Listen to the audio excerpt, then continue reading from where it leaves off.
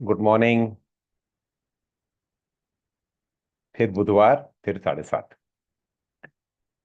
आज सुबह घूम रहा था तो एक ख्याल मन में आया कि सूर्योदय देख रहा था मैं। एंड सूर्योदय इतना सुंदर लग रहा था तो मैंने कहा कि देखिए, जब भी सूर्य उगता है तो सब तरफ का अंधकार चला जाता है, और सूर्य जब सूर्यास्त हो जाता है उसके बाद अंधेरा आता है। लेकिन इसी तरह से हम सारे ही लाइफ की चीजों को देखते हैं तो साइक्लिक दिखती है। जैसे सुख आता है तो दुख आता है, दुख आता है तो सुख भी आ जाता है। कभी के दिन बहुत अच्छे होते हैं, कभी के दिन बहुत उतने अच्छे नहीं होते हैं, तो ये साइकिल चलता रहता है। बिजनेस में भी कहते हैं बिजनेस साइकिल्स होते हैं। हर चीज में साइकिल्स होते हैं, एक चीज में साइकिल नहीं होता। वो मेरे को एकदम से कौंध गई बात कि पूरी दुनिया के जितना भी अंधेरा है, उस अंधेरे को मिटाने के लिए एक दिया काफी है। आप एक दिया लगा दीजिए, वो अंधेरा मिट जाएगा। लेकिन दुनिया के सारा अंधकार उस दिए को नहीं मिटा सकता है। तो रोशनी एक ऐसी चीज है जो अंधकार को मिटा सकती है, लेकिन अंधकार रोशनी को नहीं मिटा सकती। तो यहां वो साइक्लिक वाली बात नहीं होती, ये वन वे ट्रैफिक है। ओह, यही मैं आज की रिकॉर्डिंग कर रहा था सुबह, तो मेरे मन में ये बात आई कि ये जो नॉलेज होता है, जो हम कहते हैं ना कि दीप से दीप जलाते चलो, तो मेरी नॉलेज आपको दूंगा, आप अपनी मेरी जो ये नॉलेज है उसको आप आगे बढ़ाएंगे। सदियों से, जब से मानव इस पृथ्वी पर आया है तब से, मानव ही क्या उसके पहले के प्राणी भी हमेशा अपने अगली जनरेशन को कुछ कुछ सिखाते जाते हैं। लर्निंग। हर शेर जो है, शेरनी जो है, अपने बच्चे को शिकार करना सिखाती है। हिरन है, अपने बच्चे को भागना सिखाती है। तो इस तरह से जनरेशन टू जनरेशन नॉलेज बढ़ता ही रहता है। तो और इसकी खासियत यह है कि ये अंधेरे को तो मिटा देता है, लेकिन ये खुद नहीं मिटता। तो नॉलेज एक बार आ जाए तो फिर वो मिटती नहीं है। तो एक पिक्चर की याद आई। असुरन करके एक सिनेमा है जिसमें धनुष उसमें हीरो है। बहुत अच्छी मूवी है। उसके आखिर में वो जो हीरो है वो बाप होता है, वो अपने बेटे को बचाने के लिए वो खुद जेल जाने के लिए तैयार हो जाता है। तो उस जाते समय अपने बेटे को एक ही बात कहता है कि बेटा, जिंदगी में हमेशा याद रखना कि एक चीज है, वो तुम्हारी धन ले सकते हैं, तुम्हारी जमीन ले सकते हैं, तुम्हारी जायदाद ले सकते हैं, तुम्हारे कपड़े चुरा सकते हैं, एक चीज नहीं छुड़ा सकते, और वो है तुम्हारी विद्या। इसलिए विद्या ग्रहण करो, नॉलेज लो। तो ये एक चीज है जो कभी चोरी नहीं होती है। तो इसी तरह से जब सूर्योदय हो जाता है तो अंधकार मिट जाता है। और जो रात को अंधकार आता है वो एक्चुअली अंधकार है ही नहीं, क्योंकि उस अंधकार को मिटाने के लिए भी आपकी रोशनी काफी है। आपने एक दिया जला दिया तो अंधकार मिट गया। तो अपने अंदर हमेशा ये जो एजुकेशन की लौ है इसको जलाए रखिएगा। हमेशा पूछते रहिए, सीखते रहिए। सवाल करना सबसे इंपॉर्टेंट होता है। तो आज के टॉपिक की ओर बढ़ते हैं। पिछले बार मैंने आपसे एक सवाल पूछा था कि why do people criticise others. लोग एक दूसरे को हमेशा बुरा क्यों कहते रहते हैं, हमेशा दूसरों में बुराइयां क्यों ढूंढते हैं। ये एक प्रश्न है जो मेरे बेटे ने मुझसे पूछा था, तो मैंने कहा आप सबसे पूछ लूं। मैंने उस पर काफी विचार किया, सोचा, लोगों से चर्चाएं की, और मेरे अंदर में एक विचार ऐसा आया कि क्रिटिसिज्म है क्या। जब भी हम मिलते हैं तो अमूमन हम देखते हैं कि लोगों से बात करते समय गॉसिप करना बहुत अच्छा लगता है हमको। तो गॉसिप क्या है? गॉसिप है दो लोग मिलकर के तीसरे के बारे में बात कर रहे हैं, लेकिन वो बात छुप के और चुपचाप क्यों करते हैं? क्योंकि वो बात उसकी तारीफ की नहीं है, उसकी किसी एक कमजोरी की, या उसकी किसी एक हरकत की, उसकी छोटी सी बुराई मजा ले लेकर के हम उसकी गॉसिप करते हैं कि देखो उसने ऐसा किया था, उसने वैसा किया। और मजे की बात यह है कि ये गॉसिप हम सबसे छूटी नहीं है। हर महफिल में, हर जगह, हर इंसान ने शायद गॉसिप तो जरूर की होगी, मजा ले ले करके। कोई उसे कहता है कोई नया अचार है क्या, अखबार देखिए, मैगजीन्स देखिए, कुछ भी देखिए, हमेशा गॉसिप ही तो होता है। इंसान एक दूसरे के साथ में कहानियां बताता रहता है, कहानियां शेयर करता है, उसमें गॉसिप ज्यादा होता है। तो ये क्या बात है कि हम हमेशा जब भी किसी के बारे में बात करते हैं तो पहले उसकी बुराई ही निकालते हैं। आप सोचिएगा इसके बारे में। तो मैं ये सोच रहा था कि कहीं ये सर्वाइवल इंस्टिंक्ट से तो जुड़ा नहीं है। सर्वाइवल इंस्टिंक्ट में ये होता है कि जो सबसे तगड़ा है, जो सबसे ज्यादा स्ट्रांग है, वो सर्वाइव करता है। तो हम अपने अंतर्मन को ये बताते रहते हैं कंटिन्यूअसली कि बाकी हमसे थोड़े नीचे हैं, हम जरा श्रेष्ठ हैं, आई कैन सर्वाइव बेटर। ये एक एक एक सत्य है या असत्य है ये तो पता नहीं, लेकिन ये एक बात हम हमेशा अपने आप को कहते रहते हैं कि I am better than others. और जब भी मौका मिलता है, दो लोग मिलकर के तीसरे को नीचा दिखाने की कोशिश करते हैं कि हम दोनों तो बेटर हैं उससे, हम उसके बारे में बात कर सकते हैं। वो किस जद्दोजहद से गुजरा है, उसने क्या क्या तकलीफें और क्या चैलेंजेस फेस की है, उसके बारे में हम सोचते नहीं है, उसके बारे में हम ज्यादा बोलते नहीं। एक एक इंस्टिंक्ट है, हमारा डिफॉल्ट इंस्टिंक्ट है कि पहले किसी की बुराई कर लो। तो शायद ये हमारे सर्वाइवल इंस्टिंक्ट से आ रहा है, शायद हम अपने आप को रियश्योर करना चाहते हैं कि हम श्रेष्ठ हैं और हम सरवाइव कर सकते हैं। अब श्रेष्ठता, सरवाइव करने की ताकत, यह तो वक्त ही बताएगा। लेकिन एक्चुअल में देखा जाए तो श्रेष्ठ और कनिष्ठ का जो कॉन्सेप्ट है, ये जो इनइक्वालिटी की कॉन्सेप्ट है, ये तो सही बात है कि हर इंसान अपने अपने डीएनए के हिसाब से अपने पेरेंट्स से जो कुछ इनहेरिट करता है वैसे पैदा होता है। लेकिन आगे जिंदगी में उसके लिए समानता है या नहीं है, वो हमारे हाथ में होता है। जन्म के बाद उसको क्या आप फेस करवाने को दे रहे हैं, यह तो हमारे हाथ में होता है। लेकिन जो डर है हमारे अंदर कि कहीं वो हमसे आगे ना निकल जाए, सब लोग मेरे को पीछे ना छोड़ दें, ये डर जो है ये सताता है, और इसीलिए हम दूसरों की बुराई करते हैं। हम मजे ले लेकर के गॉसिप करते हैं। और खास करके वो लोग जिन्हें समाज में कोई दर्जा मिला हुआ है, उसके बारे में गॉसिप करना और ज्यादा मजा देता है। ये लगता है कि हम तो उससे भी बड़े हो गए। कम से कम हम दोनों के बीच में तो हम तीसरे को जब बता रहे हैं, अरे तुम्हें पता है वो हीरो, अरे वो हीरो तो ऐसे ऐसे करते हुए पकड़ा गया, अरे उसकी रियल लाइफ में तुम्हें पता नहीं है कितनी दारू पीता है, फलाना ढकाना, हम कितनी बातें करते रहते हैं। हम इस समय अपने आप को उससे श्रेष्ठतम, एटलीस्ट हम दोनों में तो हम ये समझ लेते हैं कि हम उससे श्रेष्ठ हो गए। उस क्षण के लिए, उस पल के लिए एक आनंद मिलता है। और वो आनंद जिसको हम कहते हैं वाइकेरियस प्लेजर, कि सच में है या नहीं पता नहीं, लेकिन बड़े आदमी को टारगेट करके उसको नीचे लाओ ताकि मैं उससे बड़ा बन जाऊं। तो ये शॉर्टकट होते हैं। खुद उससे बड़ा बनने के लिए बहुत एफर्ट करना पड़ेगा। तो आसान रास्ता यह है कि गॉसिप कर लो। कम से कम हम दोनों के या तीन चार लोगों के ग्रुप में हम उसको नीचे खींच लेंगे तो हम उनसे ऊपर हो जाएंगे। ये कुछ हो सकता है।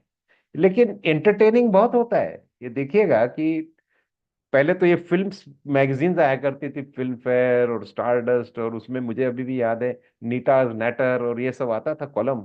उसमें सिर्फ गॉसिप ही होता था। और उस गॉसिप को पढ़ने के लिए लोग कितना पैसा खर्च कर करके देखते रहते थे कि ये मैगजीन कब आएगी तो मैं इसको खरीदूं और उसको मैं पढ़ूं। तो जब भी आप किसी बड़े या किसी जो पॉपुलर है या लोग जिसको अच्छा समझते हैं, उसको जब आप नीचे खींचते हो, तो कहीं ना कहीं अंदर एक अजीब सी आनंद का एहसास होता है कि मैं देखो उससे अच्छा हो गया। तो ये सब चीजें कहीं ना कहीं एक कमजोरी की निशानी भी है। तो थोड़ा प्रयत्न कीजिए कि गॉसिप करिए, मजा लीजिए, उसमें मेरा कुछ कहना नहीं है, लेकिन उसकी जड़ में जाकर के थोड़ा सा अभ्यास कीजिएगा। कहीं ऐसा तो नहीं कि हम अपनी कमजोरी को बार बार, जैसे कहते हैं ना, पानी डाल रहे हैं, खाद और पानी डाल रहे हैं ताकि वो पेड़ बढ़ता रहे। तो मजे लेने तक तो ठीक है, लेकिन उसको आदत ना बनाइए। अपना जो ध्येय है, आप श्रेष्ठ हैं। हर इंसान यूनिक होता है, अपने अपने तरीके से हर इंसान यूनिक है। किसी दो व्यक्तियों का डीएनए सेम नहीं होता। When you are unique then you have no competition. तो अपने आप को श्रेष्ठ से श्रेष्ठतम बनाइए। अपने आप के साथ, स्वयं के साथ में कंपटीशन कीजिए। कंपटीशन दूसरों के साथ नहीं होती है। जो मैं था उससे और अच्छा बनूंगा, जो मैं आज हूं इससे और अच्छा बनूंगा। श्रेष्ठतम बनने के लिए खुद को श्रेष्ठ बनाइए। दूसरों के मुकाबले श्रेष्ठ होने में कोई मजा नहीं है। जब आप एक एक एक पारंगत हो जाते हैं, तब आपको अंदरूनी मजा आता है, सच में आनंद मिलता है। तो यह मेरी आज की एक छोटी सी थॉट थी कि इंसान क्रिटिसाइज क्यों करता है। जब भी आप गॉसिप करें, क्रिटिसाइज करें, थोड़ा सा मजा ले लीजिए। खाने के साथ थोड़ा अचार खाना भी मजा देता है, लेकिन उस अचार को अपने जीवन का मूल मत बनाइएगा। उसमें देख लीजिएगा कहीं आप अपनी कमजोरी को तो नहीं रिवील कर रहे हैं। रिवील क्या कर रहे हैं? अपनी कमजोरी को पहचानिए कि इसमें मेरी क्या कमजोरी है जो मैं इतना गॉसिप और बुराइयां कर रहा हूं दूसरों की। तो अंदर उसकी शोध लीजिएगा। अंदर ढूंढेंगे तो जरूर मिलेगा वो। तो कुछ प्रश्न थे, प्रशांत जी, कुछ प्रश्न थे आपने पूछे। Yes sir. Last Wednesday Rahul नीले जी ने पूछा था, वर्तमान में कैसे जिया जाए। जी।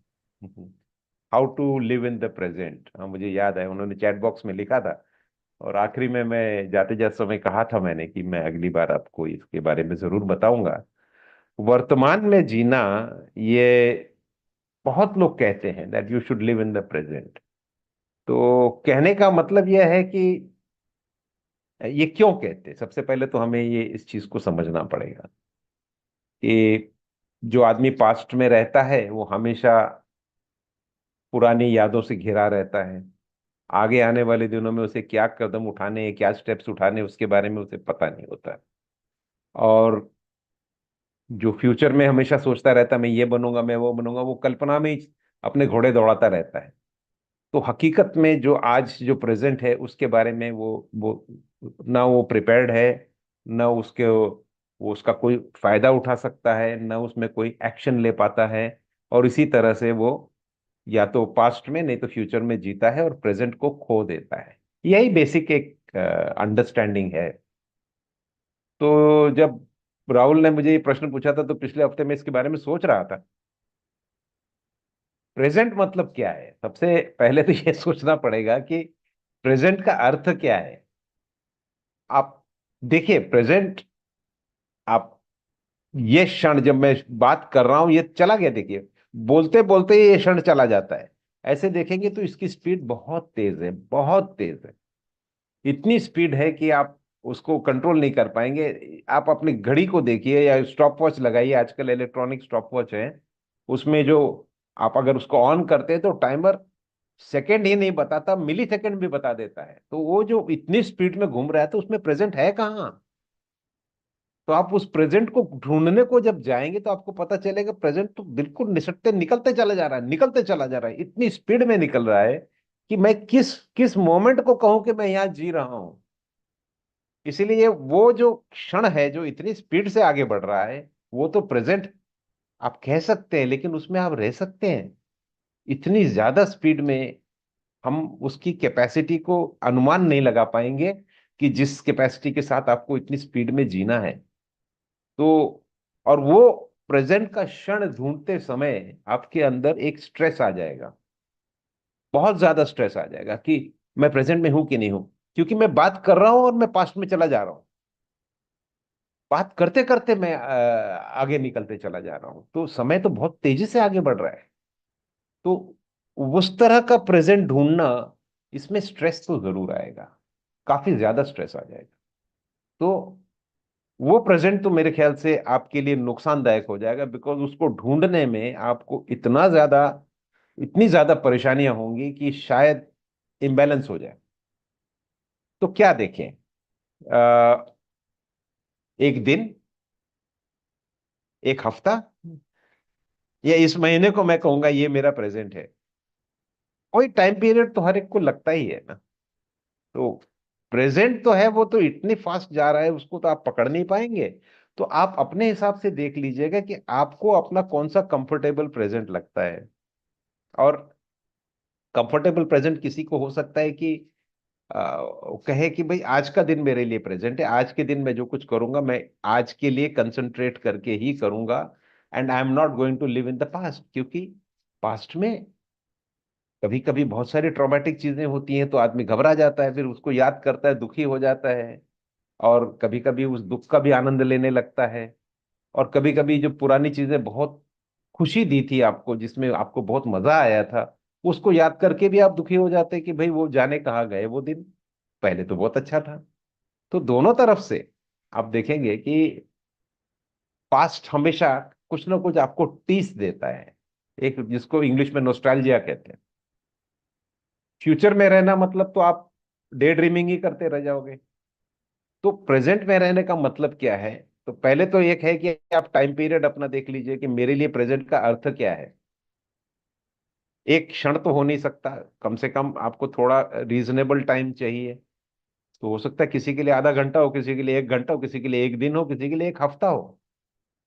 ये तो हर एक का अपना अपना अनुमान है। What is your level of comfort, that is very important.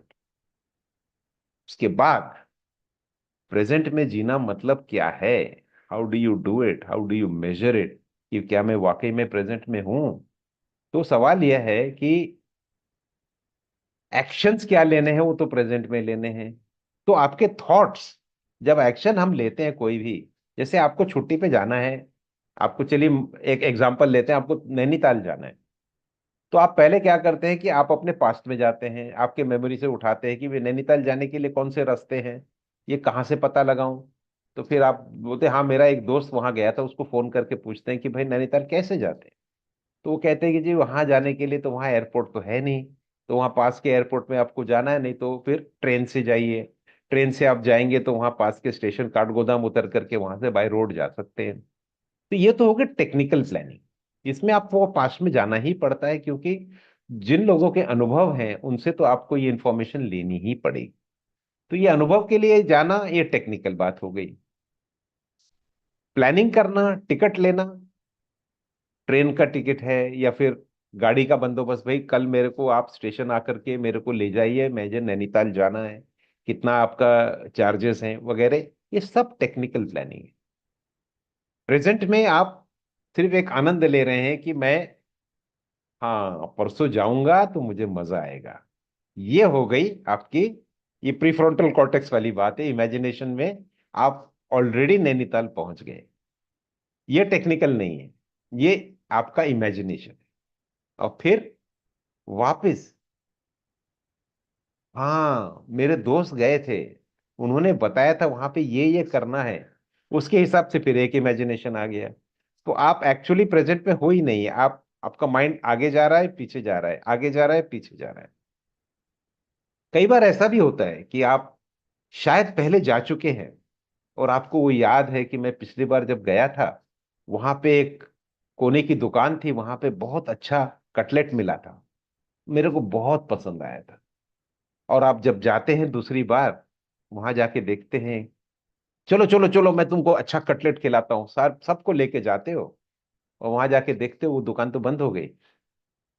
कहाँ गई दुकान? भाई साहब वो तो 1 साल पहले बंद हो चुकी है। और फिर आपको आ जाता है डिप्रेशन, अरे अब वो मजा नहीं रहा, वो नैनीताल का मजा नहीं रहा। आप ये बोलने लगते हो, आपको थोड़ा सा एक उदासी सी महसूस होती है कि जो चीज आपने पिछले बार एंजॉय की थी, इस बार आप वो एंजॉय नहीं कर पा रहे हैं। और यह अक्सर होता है कि आप दोबारा किसी चीज को एक्सपीरियंस जब करते हैं, तो पहले वाला मजा नहीं आता है। आपको ये लगता है पहले कितना मजा आया था, पता नहीं इस बार दोबारा ये कर रहा हूं तो कुछ खल रहा है, कुछ वैसा मजा नहीं आ रहा है। तो ये बात सही है, पहली बार जो चीज होती है वो आपको बहुत ज्यादा रोमांचित करती है। उसके बाद जब आप उस चीज को करते हैं तो वो रोमांच जो है वो चला जाता है। तो ये ओशो ने भी एक बार कहा था कि व्हाट इज द डिफ, उसको पूछा गया था कि what is the difference between love and romance. तो ओशो ने बहुत अच्छे से कहा था कि जो पहली बार होता है वो रोमांच, उसके बाद उस चीज को करते रहेंगे वो लव है। यानी कि आपने जिंदगी में पहली बार एक आइसक्रीम खाया, तो वो आपको रोमांचित कर गया, आपको उस चीज को एक, it's a first time experience, तो वो रोमांस है। उसके बाद में आप उस आइसक्रीम को जितने बार खाएंगे आप उसको प्यार करेंगे, it will be love but not romance. तो ये ओशो ने कहा था।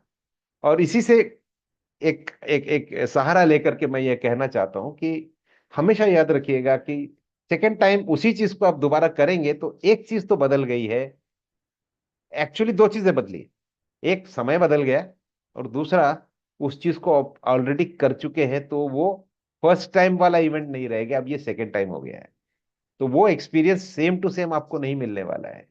The fact that there is the passing of time as well as this not being the first, this being the second और बीइंग द थर्ड, ये हर बार अलग अलग अलग आपको एक्सपीरियंस आने वाला है। तो जब भी आप कोई भी चीज करें उसको पुरानी चीज के साथ मत जोड़िएगा।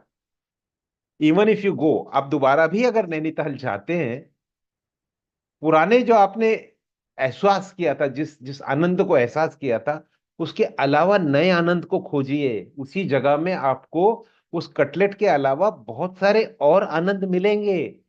और हर यात्रा, हर जर्नी आपके लिए रोमांस बन जाएगी। It will be the first time, it will be the first time. इसको आप देखेंगे, कहेंगे फर्स्ट टाइम कैसे, मेरे को तो ये गली पता है, मैं तो इस होटल में रुका था। वो टेक्निकल चीज है, उसको छोड़ दीजिए। वो अनुभव वहां जाने का, उसको आप फिर से रिलीव करने की बजाय आप उसको पायनियरिंग करिए। This is the first time I am coming. ये वाला एहसास मुझे कभी नहीं हुआ। मैं आया था 2000 में आया था और 2015 में आया था, 2025 में, 26 में ये मेरे को अलग एक अनुभव आ रहा है। ये चीजें बदल गई हैं, I am looking at it for the first time. उसका रोमांस लीजिए। तो हमेशा जगह में या किसी भी चीज को आनंद लेना हो तो पिछली एक्सपीरियंस के साथ मत जोड़िए। वो एक्सपेक्टेशन मत रखिए कि वैसा ही आपको मिलेगा। तब आप रियली प्रेजेंट में जिएंगे। इस चीज को याद रखिए, that living in the present does not involve all that concentration and stress. All it involves is forgetting about what had happened and what experience you got the last time. बुरा था तो जरूरी नहीं कि फिर से बुरा होगा, अच्छा था तो उसको और अच्छा बना सकते हैं आप। इस तरह से सोचिएगा। Make every experience, every breath fresh. रही बात व्हाट इज प्रेजेंट, तो मैं मुझे याद आया कि एक अनुभव, मैं पहली बार जब ये डाइविंग करने गया था, स्कूबा डाइविंग, तो ट्रेनर ने मुझे कहा है कि इससे ऑक्सीजन आपको ब्रीदिंग करना है। मैंने कहा ठीक है, मुझे पानी में थोड़ा डर भी लग रहा था कि नीचे जाके कैसे क्या होगा। तो उसने कहा फिक्र मत करिए, आप सांस लेते रहिए, पहले पानी के ऊपर ही सांस लीजिए। मैंने कहा ठीक है। थोड़ी देर के बाद उन्होंने कहा थोड़ा पानी के अंदर सर डाल करके कोशिश करिए कि आप सांस ले सकते हैं कि नहीं। तो मैंने सर नीचे डाला, धीरे धीरे वो उसकी एक प्रैक्टिस हो गई। उसने कहा फिर थोड़ा और नीचे चलते, मैं आपको प्रैक्टिस कराता हूँ। मुझे पता ही नहीं चला कब वो मुझे नीचे लेके चला गया और मैं पानी के एकदम नीचे चला गया था।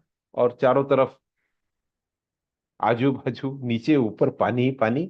उस वक्त मुझे अभी भी याद है कि आवाज बहुत जोर से आ रही थी। मुझे लगा ये आवाज क्या है, तो देखा वो जो मेरे मुंह से हवा निकलती थी तो पानी के बुलबुले ऊपर जाते थे, तो एक बुड़बुड़ बुड़बुड़ बुड़बुड़ की तरह की आवाज आती थी। और मुझे एकदम एहसास हो गया यही तो मेरी जिंदगी है। चारों तरफ पानी है, बस ये जो सांस है इसी पे मैं जी रहा हूँ। उस वक्त मुझे एहसास हुआ कि प्रेजेंट क्या होता है। जब आप देखते हैं ये जो बुड़बुड़ बुड़बुड़ बुड़बुड़ जा रहा है, आसपास हवा नहीं है, अब बस इसी के सहारे जी रहे हो, तब एहसास होता है जिंदगी कितनी मूल्यवान है। और दूसरी बात, प्रेजेंट का एहसास हो जाता है। उस समय आप हर सांस के लिए अवेयर हो जाते हो। तो एक रास्ता यह भी है कि प्रेजेंट में रहने की जो बात थी उसी से मैं खींच के ला रहा हूं इस बात को, कि आप सांस के ऊपर में कंसंट्रेट कर सकते हैं। क्योंकि हृदय गति तो फास्ट है, वो तो धक धक धक धक चली रही है, लेकिन सांस जो है वो संथ गति से आती है। तो आप कभी कभी अपने सांस पे कंसंट्रेट करके उसको प्रेजेंट समझ सकते हैं। ये रीजनेबल होगा। बहुत ज्यादा टाइट अगर आप देखेंगे तो वो बहुत फास्ट जाएगा, स्ट्रेस देगा। दिन, महीना, हफ्ता अगर उसको आप अपना प्रेजेंट समझेंगे तो वो इट बिकम्स इलॉजिकल।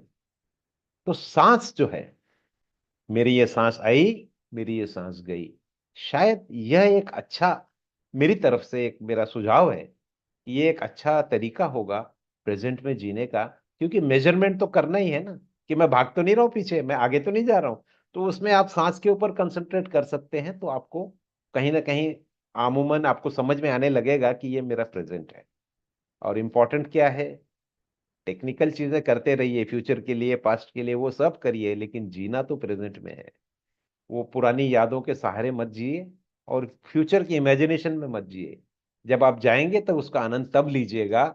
आज थोड़ा सा लीजिए, प्लानिंग करते समय एक कल्पना आती है, अरे वहां जाके हम ये करेंगे वो करेंगे वो करेंगे, उसका मजा लीजिए। But stay here, enjoy this moment. ये जो अभी का क्षण है, यही सबसे ज्यादा सुखदायी और आपको आनंद देने वाला है। तो इसमें जिए, and let the fun of Nainital happen when you reach Nainital, and let the fun of today, you sitting in front of my my letter से, आप लैपटॉप के सामने हैं या मोबाइल के सामने, तो मेरा चित्र आप देख रहे हैं और मुझे सुन रहे हैं, तो इसका मजा अभी लीजिए। इसी तरह से अपनी जिंदगी को गुजारिए, प्रेजेंट में मजा बहुत आएगा। डोंट स्ट्रेस, बहुत ज्यादा कंसंट्रेट मत करिए, जिंदगी को बोझ मत बनाइए। ये प्रेजेंट में रहने को इतना ज्यादा कंसंट्रेट कर देंगे तो आपके ऊपर स्ट्रेस हो जाएगा। इसको एंजॉय करना है, इसके मजे लीजिए, एंजॉय इट। तो इसके अलावा कोई प्रश्न है प्रशांत जी आज? Yes sir, Varsha Nagpal madam है दिल्ली से। उन्होंने पूछा है, just as while watching a cricket match, everyone watching has an opinion about how to play. He criticized the player who is already an achiever. Is this also a feeling of knowing better than the player? बिल्कुल सही बात है ये। यही होता है कि वो किनारे पे बैठे हर कोई डूबने वाले के बारे में बात करते रहते हैं, लेकिन जाके उसको बचाने कोई जाता नहीं। उसी तरह से स्टेडियम में हम सब देखते रहते हैं कि खिलाड़ी कैसा खेल रहा है, और कहते हैं अरे यार उसने तो गड़बड़ कर दी, इसको ना ऐसे उसने हिट करना चाहिए था। भाई साहब, वो वहां प्लेयर है, वो आते हुई 90 किलोमीटर की स्पीड की बॉल को फेस कर रहा है। आप जरा जाके वहां खड़े होकर के देखिएगा, और उसके बाद कोशिश करिएगा खेलने की, तब बात करिए ना। दूर से देख करके किसी को भी क्रिटिसाइज कर देना बहुत आसान होता है। मैन ऑन द स्पॉट, जो वहां स्टेडियम के बीच खड़ा है, चारों तरफ से लाइट आ रही है, हजारों लोग उसको देख रहे हैं, प्रेशर है उस पे, स्ट्रेस है उस पे, सामने से बॉलर आ रहा है, बहुत हाई स्पीड में बॉल फेंक रहा है, आपको पता नहीं है कि वो बाउंस कहाँ पे आने वाला है, उसके हिसाब से आप रेडी हो। आपको with in split second decision लेना है, मैं यहां मारूं या उस तरफ मारूं, स्क्वायर कट करूं, या जो भी आपको स्ट्रोक देना है उस समय का, उस समय के लिए आपको बहुत कम समय होता है। आप तो गेम, उसके बैटिंग और उसके स्ट्रोक के बाद में आप एक ओपिनियन दे रहे हो, तो आपके पास ज्यादा समय है, इसलिए आप उसको बोल देते हो, और कहीं ना कहीं इनडायरेक्टली आप अपने आप को उस प्लेयर से श्रेष्ठ बताते हो। यह आपकी कमजोरी की निशानी है। तो शायद मेरा एक्सप्लेनेशन आपको अच्छा लगा होगा, वर्षा जी। तो I hope I have been able to answer your, और rather comment on your comment. आपका कमेंट बिल्कुल सही है। प्रशांत जी, और कोई कमेंट्स या कोई doctor Nilesh question? Vairale sir ने पूछा है, sir due to various reason knowledge has been handed like monopoly, what to do to prevent this? Knowledge की मोनोपोली, ये देखिए, ये भी एक एक बड़ी अजीब सी चीज है कि माँ बेटे को सिखाती है, बाप भी बेटे को सिखाता है, हम हमेशा अपने अलग जनरेशन को सिखाते हैं, लेकिन फिर ग्रुप बना देते हैं, हमारी जो नॉलेज है इसी ग्रुप में रहनी चाहिए, बाहर नहीं जानी चाहिए। तो हम दूसरों को प्रिवेंट करते रहते हैं कि हमारे बराबरी में मत आओ। ये अजीब सा कंपटीशन है, लेकिन तो हम इस बात को मानने की तैयारी रख ही रहे हैं कि the world doesn't depend on competition, it lives on cooperation. हर प्राणी एक दूसरे के साथ में सिम्बायोटिक रिलेशन में है, और compete नहीं करता है, वो कोऑपरेट करता है। तो नॉलेज बढ़ाना बहुत जरूरी है। ये बहुत संकुचित विचारधारा है कि हम अपनी नॉलेज अपने पास रखेंगे, कोई मेरे से आगे ना निकल जाए। ये बहुत कमजोर इंसान के एक थॉट है ये। और अब तो यह है कि मेरा एक बहुत साधारण सा उत्तर है इसमें, कि जोत से जोत जलाते चलो। आपके पास जो नॉलेज है उसको देते रहिए, बांटते रहिए, क्योंकि आप चले जाएंगे तो वो नॉलेज आपके साथ खत्म हो जाएगी। तो जो कुछ भी आप सोचते हैं, जो कुछ भी आप विचार करते हैं, वो यूनिक है।